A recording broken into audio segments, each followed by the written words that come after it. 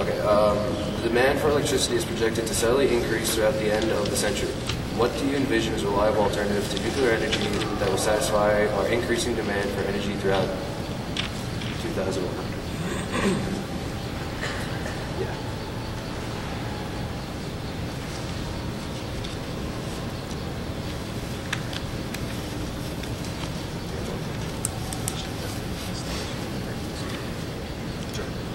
Alright, the different demand for energy resources we can use consist of solar power energy, wind power energy, hydroelectric power, and geothermal power.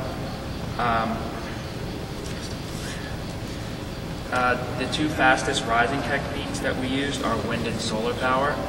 And in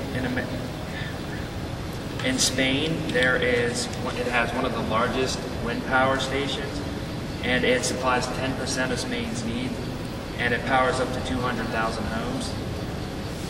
And this would help us cut down on electricity and dependency for foreign oil.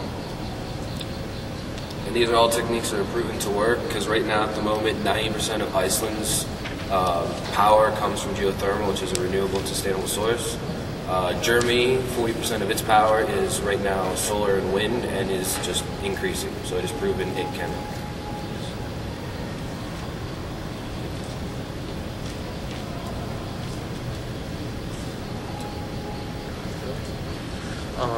Well, first of all, your renewable energy sources are not plausible, and they're also much more expensive than nuclear energy.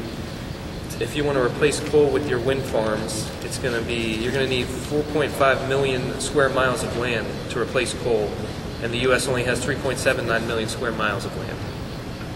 Also, if you want to use solar farms, you're going to need 10,200 of them, which is that's going to be $1.4 trillion, and you're going to need to renew those every 13 years. And for power plants, all we need to do is add 64 more in the country, and it'll total $4.4 billion. Okay. Solar panels can actually last up to 25 years, and they're developing new technologies and ways to recycle parts of it.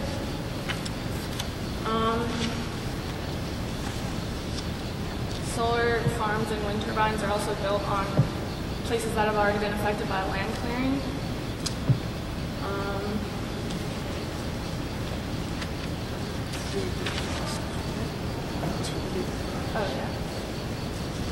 While you say renewable is expensive, nuclear is more expensive. To build the solar concentrator power plants and a direct current power transmission backbone to bring electricity across the country, it would cost $42 billion in subsidies from 2011 to 2050, compared to, for solar, it would cost up to $2 trillion just in the United States. Well, if you're trying to replace the coal with wind turbines, you're going to need 194,900 of them, which is 8,000 turbines a year and 22 turbines every day for the next 24 years. And that total would be about $12 trillion. When it comes to replacing with nuclear energy, you are going to need 21 new 1,000 megawatt nuclear power plants built over the next 50 years. And the fastest you can make a plant is 7 to 12. So it's going to take a long time. You still need as many power plants. You need numerous amounts. So, well, for your 1,000 kilowatt power plant, that is equal to 235 square miles of a wind farm. Right, but the difference is very little. And the areas used, there's always plenty of areas. It's not like they run out of it. 235 square miles is equal to one power plant. Okay.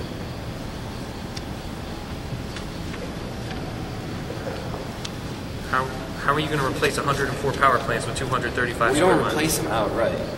You gradually do it.